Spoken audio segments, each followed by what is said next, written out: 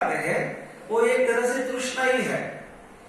अब इस तृष्णा को जब तक हम धम्म को नहीं समझेंगे तब तक ना पुरुष समझ पाएंगे ना स्त्रियां समझ पाएंगे।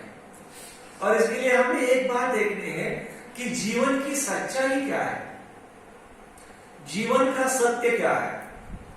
हम जो भी सोने के चांदी के अलंकार जो है गहने हैं, वो गहने हमारे हाथों में कानों में गले में जो डालते हैं उससे क्या होता है, व्यक्ति सुंदर दिखता है।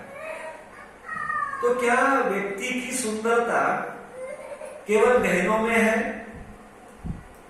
वो सोने चांदी के गहने पहना है तो व्यक्ति सुंदर होता है, या हमारे पास अच्छे टी शर्ट ट्राउजर या मोबाइल का पीस रहा तो व्यक्ति अच्छा दिखता है, या समाज में उसकी प्रतिष्ठा होती है? इन बातों पर सोचना बहुत महत्वपूर्ण है। और इसके लिए हमने जो हमारा अस्तित्व है इंसान का, उसको देखना चाहिए, उस पर चर्चा करनी चाहिए बेबी के हाथ बैठकर, और दोनों को भी वो बात लागू होती है। अब एक देखो, इंसान के जीवन की जो सच्चाई है, अगर सौंदर्य को लेकर देखते हैं तो हमारी सच्चाई, हम जब हमारे बाथरूम में नहाते हैं उस वक्त हम जो होते हैं दैट इज अ रियलिटी, वो हमारी सत्यता है। बाकी सब हम कपड़े पहनकर सत्यता को ढाक कर रखते हैं।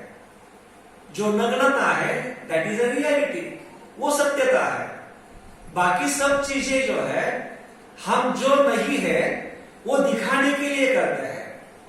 आपका रंग गोला हो, गोरा हो, सावला हो या काला हो, फिर आप उसके ऊपर पाउडर, स्नो, क्रीम, बाकी सब चीजें लगाकर, फेसिंग करके, ये करके, आईब्रो करके, लिपस्टिक लगा के, दिस इज ऑल टेम्पररी।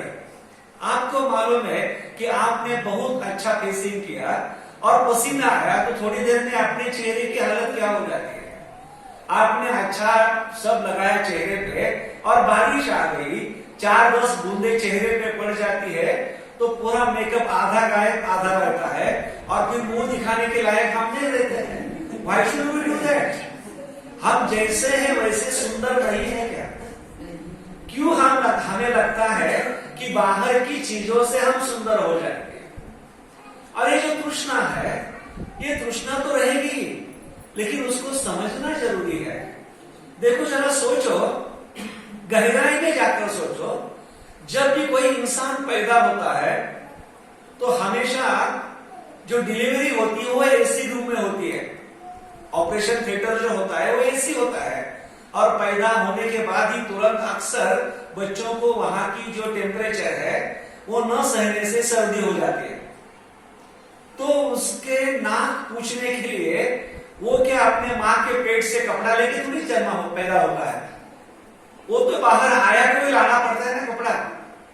फिर बाद में वो बड़ा होगा, लखपति होगा, करोड़पति होगा, अरबपति होगा, लेकिन वही इंसान जब मरता है और जब उसको आखिरी बार चिता पे सुलाया जाता है, उस वक्त भी उसके पूरे कपड़े निकाले जाते हैं। उसने कमाई हुई दौलत, पैसे या जो सोना चांदी है, उसकी बीवी बच्चे उसके सर पे डाल के चिता में नहीं डालते हैं।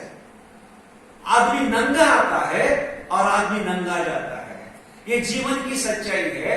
लेकिन ये न समझने के कारण खाम आदमी उंगली में 4 जब अंगूठियां रहती है तो सामने वाले को ऐसा बुलाता है, क्योंकि उसको जो अंगूठी दिखानी होती है कि मेरे 4 अंगूठी है, उसको देख, मेरे हाथ को मत देख। ये गर्व है, गुरूर है, लेकिन ये नशा है आंधेपन की।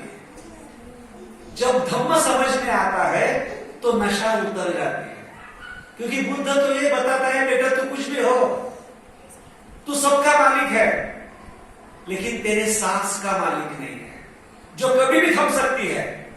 फिर वो मैत्रेयनाथ हो, कमल हो या नरेंद्र मोदी हो, सांस रोकने की औकात किसी में भी नहीं है। सांस रुक गई, आदमी गिर गया और चिता पे चढ़ गया।